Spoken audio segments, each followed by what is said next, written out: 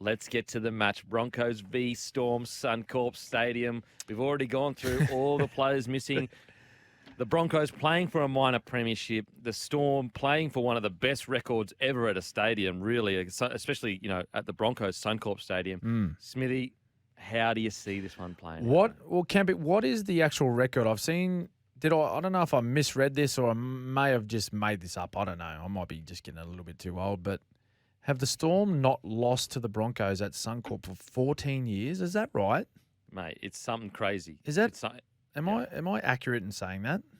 And I think there's even a stat where they actually the Broncos haven't beaten the Storm in like a few years. That's crazy. So, with that in mind, Kevy will have these young boys fired up. Okay, they'll have them fired up, and he's got a couple making their debut: Josh Rogers and Blake Moser. Blake Moser, of course, he's a dummy half who has got a lot of raps on him up here in Queensland. He's only 19, I think so. Captain Queensland under-19s? Yeah, a lot of raps on Blake Moser, so it'd be interesting to see how he goes. I think it's a nice week for him to make his debut. He's not taking on a full-strength Melbourne Storm. It's going to be a little bit of an easier transition into first grade, but he's still playing against some quality players. Like let's not cross our words here, but going to be great to see him make his debut. There's going to be a big crowd there. Yeah. Let's say 40. It's going to be close to 40,000. So this is a big occasion for these young guys. Storm as well. We mentioned off the top they're resting a lot of players. A couple of debutants for the Storm as well. Sua Falongo, and Kempy, I'll let you talk about Sua and what you've seen from him, particularly in the early parts of the year in those preseason games. Oh, mate, he is exciting as anything. He's not big, as in, for a rugby league player. I think he'd probably be maybe similar-ish to Ryan Pappenhausen with a little bit more muscle mass, maybe. Yep. But his footwork is seriously explosive. Like, we're talking RTS kind of explosive. That's how good his footwork is. Now, he's not as big as RTS, which was what was so unique about RTS, was the fact that he was, 94, 95 kilos, moving like an 80-kilo back. Yeah. But Sua, he is super exciting, one to watch. And I think he wasn't in the top 30 initially this year, and he got moved into it, I think. And also, I think he was brought up in Victoria, if I recall correctly. Yep. So he's actually a homegrown young player coming through, so which is really, really interesting to see and almost unique. I know there's been other players, but you're genuinely seeing a player that has been essentially fully moulded by Craig Bellamy and the system that Craig Bellamy has created with obviously the people around him.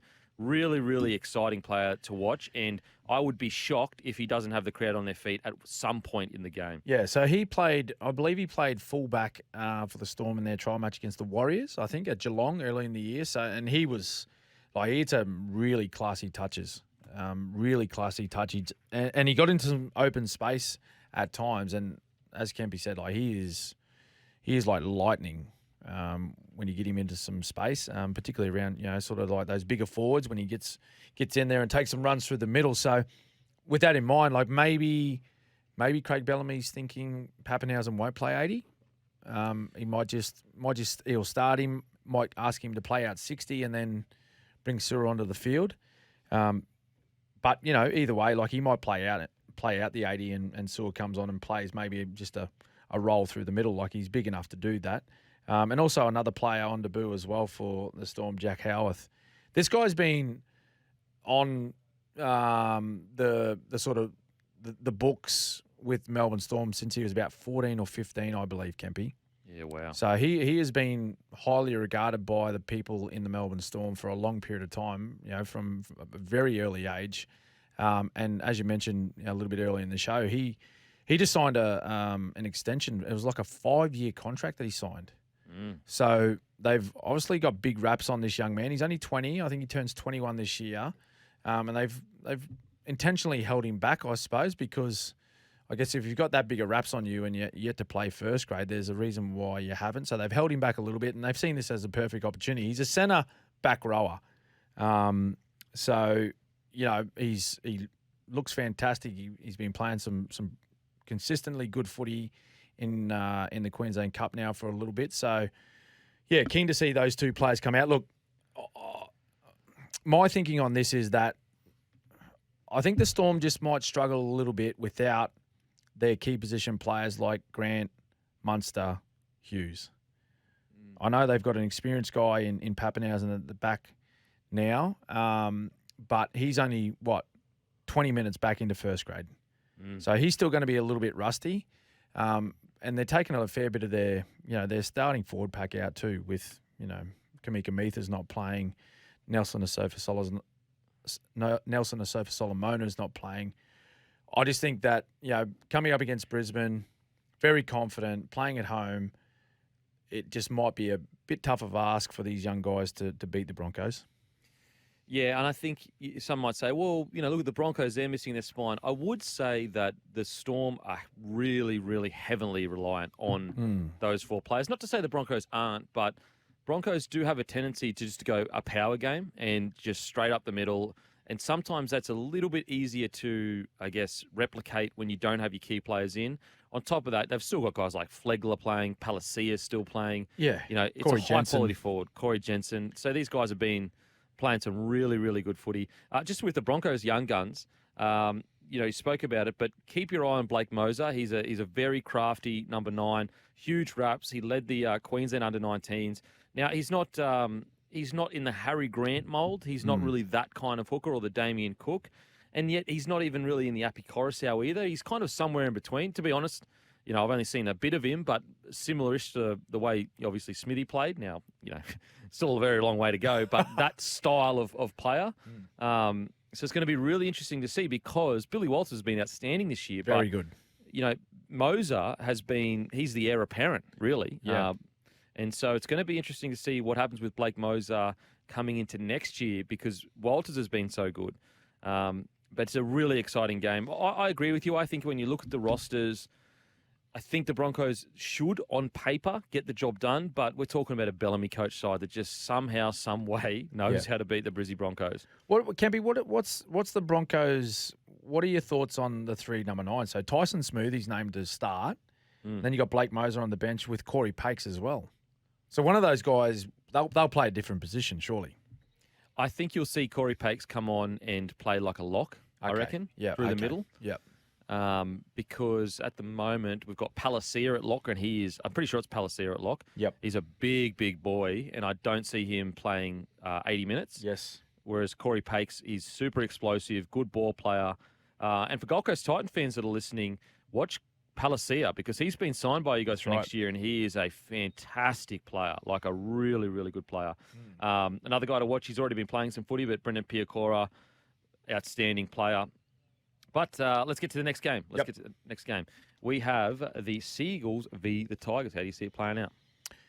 Well, the Seagulls, they're going to try and make a little run on the end of their season, and I'll tell you what, all off the back of their skipper DCE. How good's he playing? Oh my God! Seriously. How good is he playing? And don't want to be controversial here, but seriously, if you're picking a Kangaroos side right now, I reckon he could easily be the number 7. Well, I mean, I'd go as far to say as if you're picking the best 7 this year, it's between him and SJ probably, with Cleary just a bit behind because he missed so much footy. Yeah, through injury. That's right. And then DC was a part of a winning State of Origin side as well. He led them beautifully, both through it wasn't just his football and his output on the field, but the way, like his leadership that he showed. So, pretty interesting to see what's going to happen at the end of the year. But we'll get back to this game. I think, I think Manly. I've seen some really good positive, some positive signs from the Tigers over the last 3 weeks, last 4 weeks maybe. They've had some narrow in the games that they've lost. They've been narrow losses. They've been there right at the end. But I think, I think Sea Eagles, mate. I think Sea Eagles too good. Led by DCE. He's just crafty. He's too smart for him at the moment, and he's just picking teams apart. So I think that'll continue, and Sea Eagles to get the victory. Yeah, Sea Eagles are such a, I guess, enigma of a side. It's almost as soon as you let the shackles off, they put on top 8 performances. Yeah. When they get in games that they face the top tier sides, it's not just like they lose by what you would expect them to lose because, they're, just a bit below. They just seem to go away with what makes them so good. But on the weekend, you could have swore you were watching a top 6 side that was about to play finals footy. I know the Bulldogs haven't been going great, but, the last few weeks, even against the Penrith Panthers, when Manly's season is essentially over, like they could have won and then won the rest of their games and things had to go their way, but it was essentially over. Yeah. They put on one of their better performances. So they're really it must be a mixture of exciting as a Manly fan, but also like, oh, I just wish we could find a way to get this together in the middle of the season. Yeah, I think if I was a Manly fan, that's the way I'd look at it. I look at it that way, from a spectator point of view, a person watching football.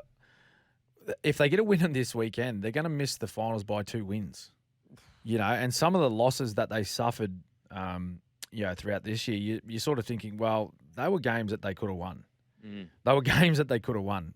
Like some of the teams that they played against. They went down to the Gold Coast Titans earlier in the season. Or with the Knights. With the Knights, and you just think, well, and I know they had a bit going on. Some players out, Tommy Turbo in and out of the footy side with injury and all that sort of stuff. But you just think, well, if they had their time again. Well, everyone would love their time again when they're not playing finals. But I mean, if you think back and just if they just placed a bit more importance on those games earlier in the year, not thinking, well, we've still got 12 rounds, 10 rounds to go. Like we'll peg a few victories there. No, it goes back to our conversation that we've had many times this year about banking wins early, Kempy. How important they are. And not trying to claw your way back at the end of the season, which, they've done quite well of late. But, I think, they've just left some of their better footy way too late. Now, our SEN League same-game multi for this match, Tolu Kola, 2 or more tries. Brad Parker, anytime try scorer. Manly 13 plus, it equals 23.75. After the break, we continue our round 27 preview. Welcome back to the Captain's Run. And now let's get into the absolutely mammoth clash. Isn't it funny how the world just seems to put rugby league in the right spot at the right time? Who would have thought, round one, that the Rabbitohs and the Roosters, 2 premiership threats, would be playing each other for a spot in the 8 come round 27? Oh, incredible. Amazing. Incredible. And like thinking about the game last year, now was it a finals game where they got 7 in the bin, or was that just was that the regular season game? One of them. It was at the end of the season anyway. It's a very similar situation to this. And there's a bit happening with both footy sides. So Latrell, of course, not there. Blake Taff will be playing in the number 1 jersey, which, he has done through the most part of this year with, Latrell being out for a lot of the matches with that calf issue. Tedesco's back, which is great for the Roosters, given Joey Manu, he's under a lot of doubt, even though he has been named, Kempy. He's been named to play in the centres to take his spot. So that'll be interesting to see what happens there. And, of course, Jared out for a long period of time. He won't be back until like round 5 or something next year. So big news for both footy clubs. I feel as though if the injury hadn't occurred to Joey and Jared didn't have his little episode and is now suspended, I would have tipped the Roosters. I think they're playing the football that we all expected them to play at the very beginning of the year. Like they're defending strongly, they've got some resilience. They're playing physical footy, which they have played in parts of this season, but they're consistently doing it well now. But their attack, mate, they finally found some sort of, continuity with their attack, and they all seem to be on the same page, and they know which direction they're heading with their football, and they're going after the games. Whereas for the most part of the year, I've been at some of their games live, and they looked through that period lost. They actually didn't know what was happening. Yeah. But now they seem to have themselves back on track, which is great. But in saying that, I think with a couple of these changes, particularly if Joseph Manu is out, I think the Rabbitohs, off the back of the last fortnight and what's going on, and plenty of talk about I think they'll be up for this one. Yeah, the Hargreaves out is a big out. Look, I'm actually still going to tip the Roosters. Oh, yeah. Yeah, because I just feel with the Rabbitohs that they've had every reason to turn up aggressive, Yeah. angry, and put an 80 minutes performance on. Mm-hmm. And they just haven't managed to. And the way I see this game going, Rabbitohs come out firing for the first half or 20 half. Mm-hmm. Then they get into the grind of things and they fall back into maybe their habits that they've kind of picked up over the last 10 weeks. Mm-hmm. Whereas the Roosters, I feel that, okay, Joey's a massive out, Hargreaves is a massive out, but they seem to have settled into a style of play at the very least. I don't think they're playing as good as they should be playing, but I do think that they're playing definitely their best footy of the year, but also playing to a specific style at the very least. And just quickly, for Broncos fans, watch Fletcher Baker. He is signed with the Brisbane Broncos next year. Also, for Storm fans, Jack Howarth, he plays, in my opinion, very similar to Angus Crichton, so another player to watch.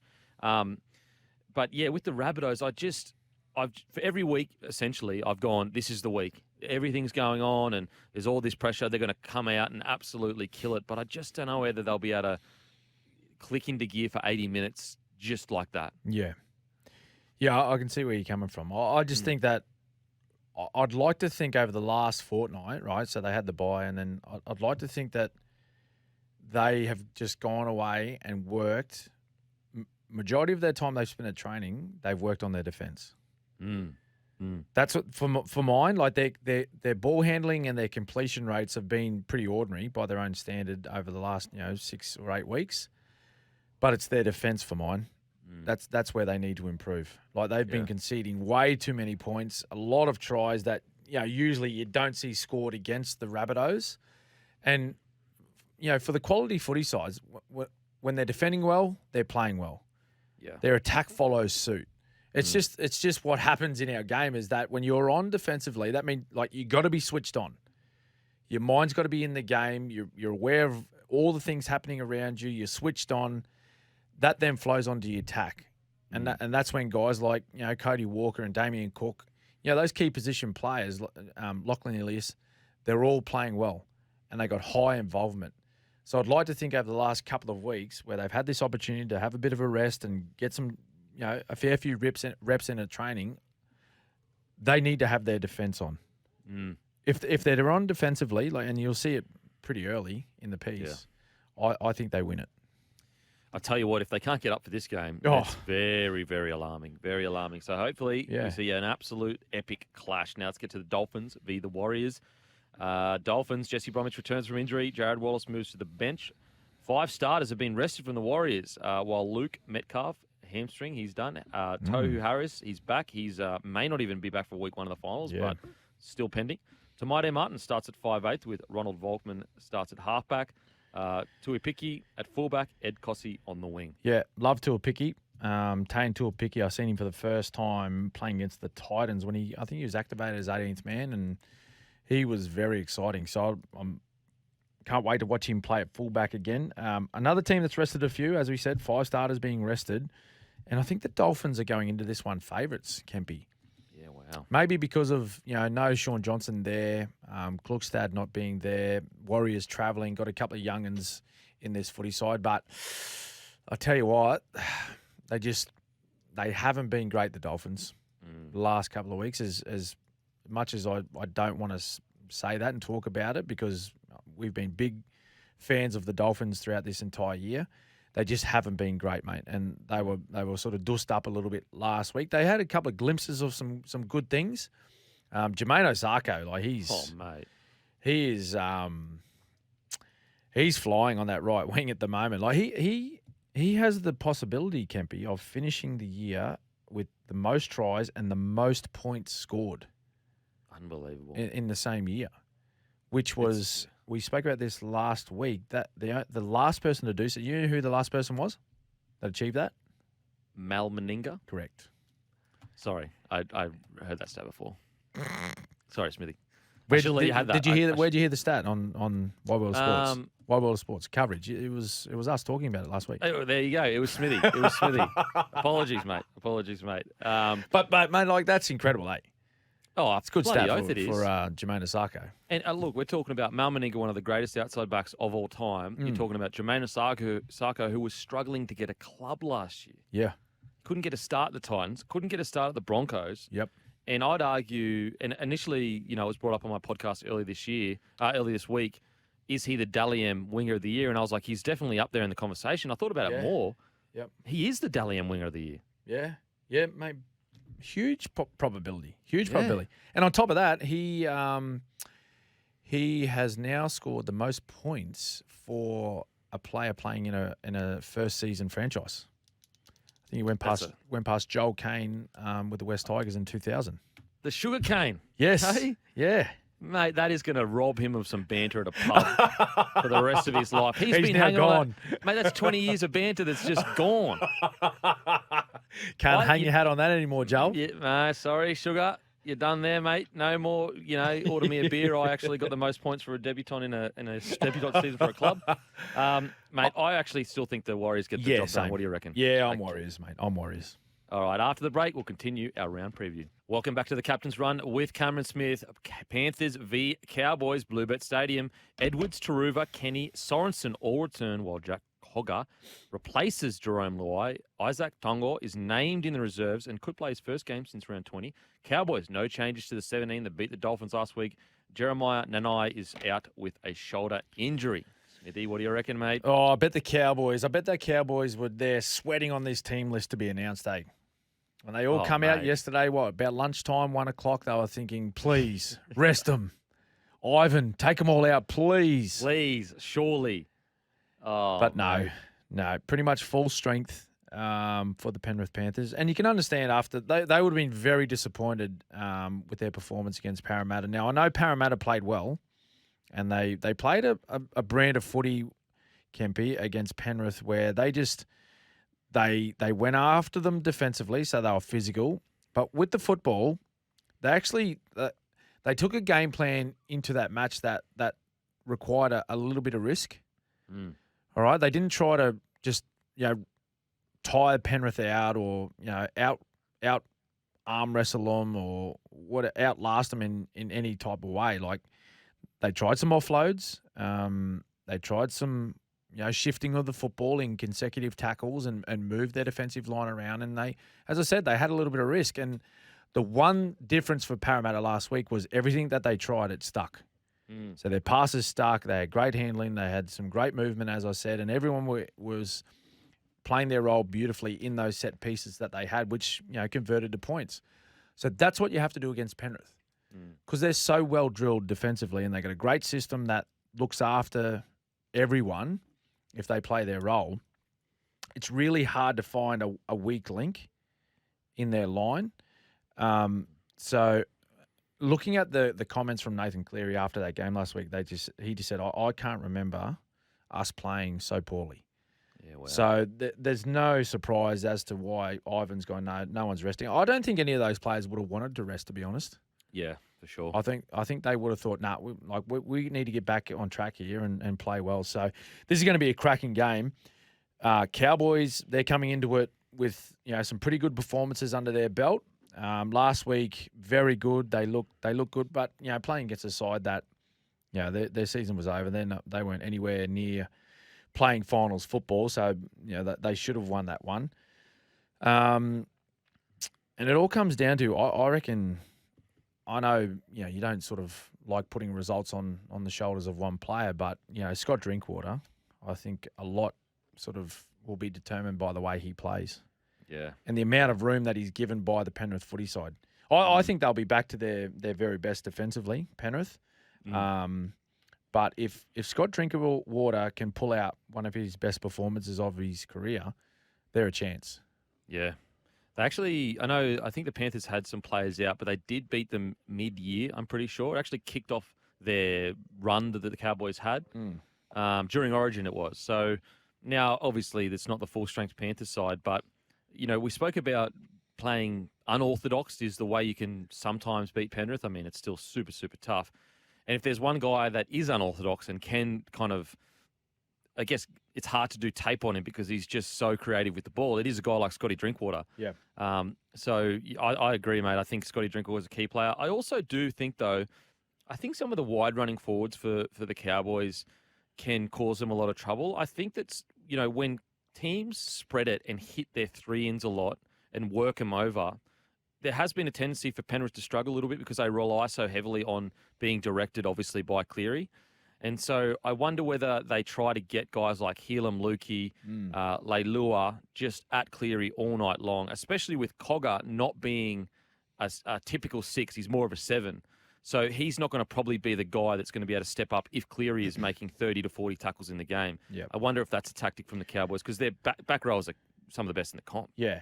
I don't know why that's not a tactic or in the game plan for any footy side coming up against Penrith. Is like I'd be trying to get Cleary to make 30 tackles every week. Well, because he's he so debuted good. against you. Yeah, because he's so good. Like he's so good with the footy. He understands their game plan, like the back of his hand. And when he's not doing work and when you don't fatigue him, he makes great decisions. He makes good decisions 9 times out of 10. That's the style of player that he is. So you got to try and build a bit of fatigue into his game. Make him make decisions when not just physically tired, but he's mentally tired from the amount of work that he has to do and repetitively, get his body in front of the bigger players, take the impact, get down on the ground, get off the ground. And it's going to take a little bit of work. Like they got to be patient and continually get at him because we all know he's ultra fit. He's a tough guy. Like he's not going to shirk, the workload. But at some stage, like pressure, it does some funny things to people, even the best players in the best teams. And I think that some teams make the mistake of going, well, Cleary's one of the best defensive 7s in the game. We won't run at him. But it's not actually about whether Cleary's a good or bad defender. He could be great all night long.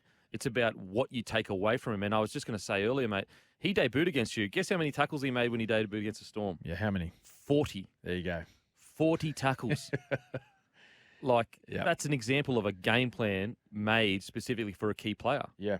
Yep. And a bloke on debut as well, so you always, it's the nature of our sport. Like you go after the guys that are making their debut and really test them out. Like, are they ready for it? Like you want to see, like you want to ask plenty of questions. So now that he's been doing it for a long time, like your mindset shouldn't change, particularly when he is so key to their performances.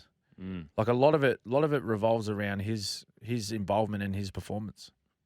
I don't know if Leilua or Helam Lukey will be on his side, but if Leilua is, I'd be hitting him, honestly. Yeah. If he didn't make 30-plus tackles, I'd be disappointed as a coach. That's how much I'd be going towards him. And Cleary is a great defender, but it's not about that. It's about how can we somehow fatigue this guy and get his mind off what he's so good at. Yeah, correct. Mate, do you think Isaac Tungo will get a game?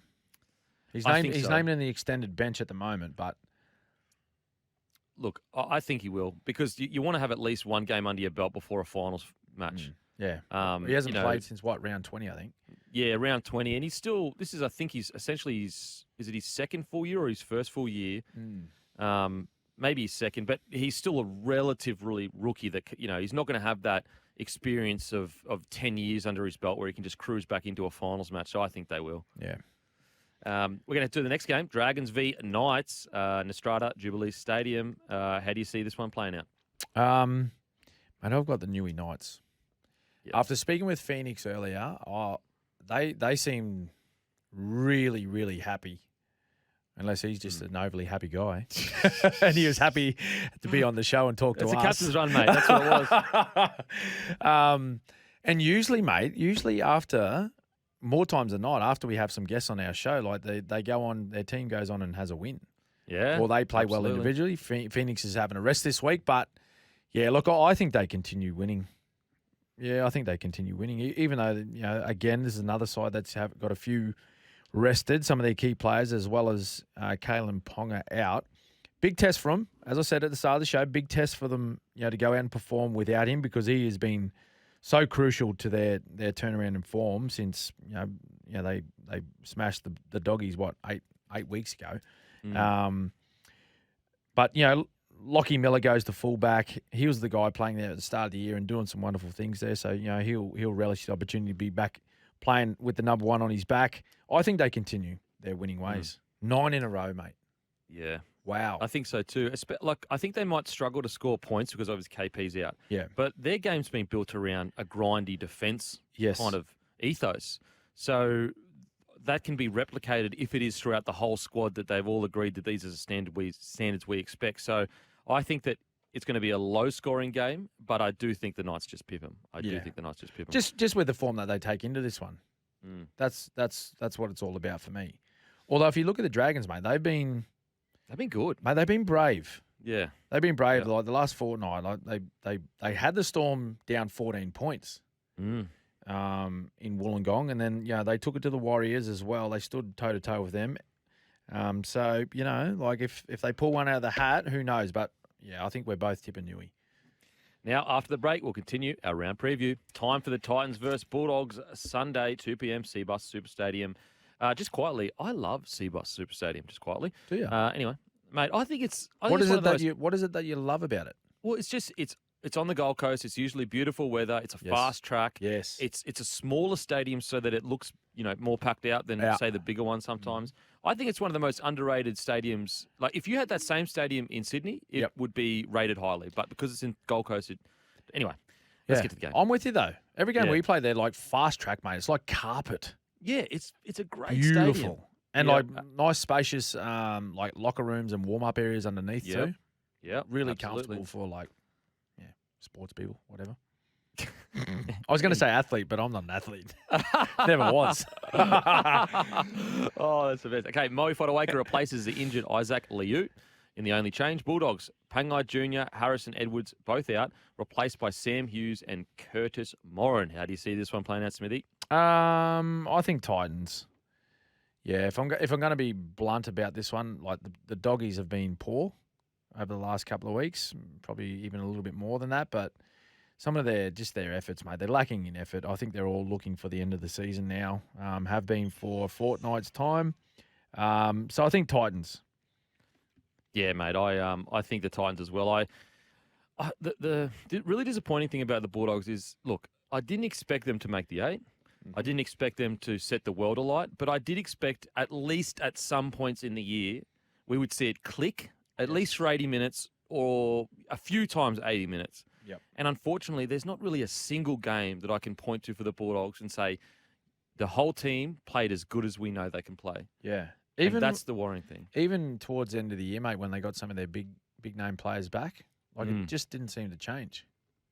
I mean, you could argue it's gotten worse, which is seriously alarming. Seriously alarming. So, look, I think that it's good that Serraldo is extremely strong in his message, at the very least. If you're at that club now, whether you agree or disagree, whether he's right or he's wrong, you know exactly what you're walking into next year. So you make the choice. Do you want to be a part of this or not? That's positive.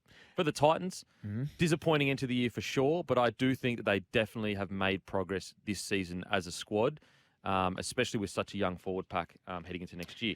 Yeah, they haven't won for a month, but if they take that attitude they had last week, so with 15 to go, right? 15 to go against Melbourne, they were down by 2 points. Yeah.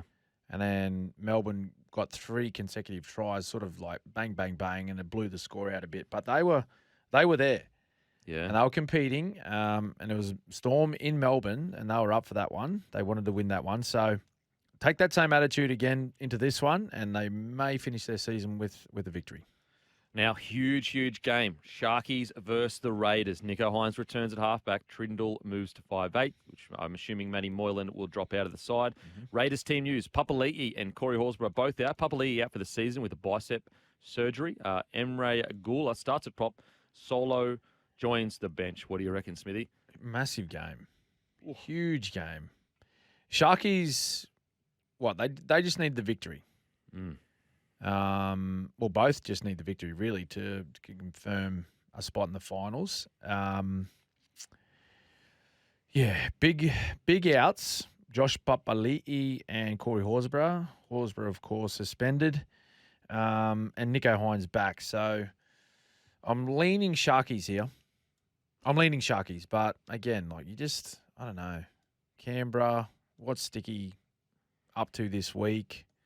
He's had a run-in with a cameraman. He's going to be a little bit annoyed.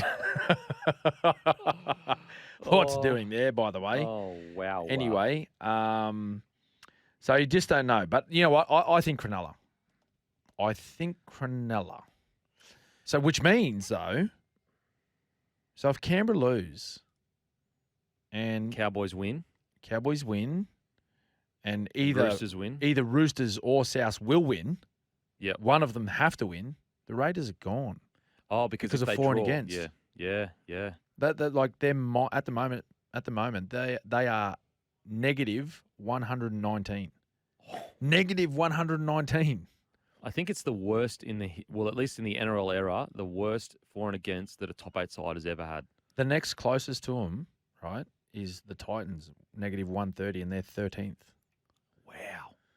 And currently Raiders are in the top 8, so it's pretty straightforward. Like, it's just you got to win. Yeah, absolutely. Have to win. You cannot rely on those results below you, because either way, right? Either way, Roosters or Rabbits, if they win, they're gonna go past you. If you don't win, and then possibly North Queensland if they jag one against Penrith. Let's say the Broncos win. Let's talk scenarios. Okay. Let's say the Broncos win, and then all of a sudden Ivan has a change of heart and goes, "Nah, you're out. We're resting. We can't win the minor premiership." Then all of a sudden the Cowboys are a chance, mate. Could you imagine? Oh. Could you imagine? And then you are what? You're the last game of the weekend. And you're sitting there all weekend going, "Oh, no. We have to win now." Oh, my God. The pressure. Pressure. Yuck. I'm going Sharkies. Do you think the Sharkies are carrying Matty Moylan at 17 because Hines is still a bit touch and go? Big chance. Yep. Mm. Yep. Big chance. So do you think that, is it, I guess, a worry that Hines is playing before they... Absolutely. Yeah. Absolutely concerning. Yeah. But I think they want some minutes in him just to get through this, and hopefully, they want him to get through the 80 and play well and get a win. But, yeah, I reckon that might be the case.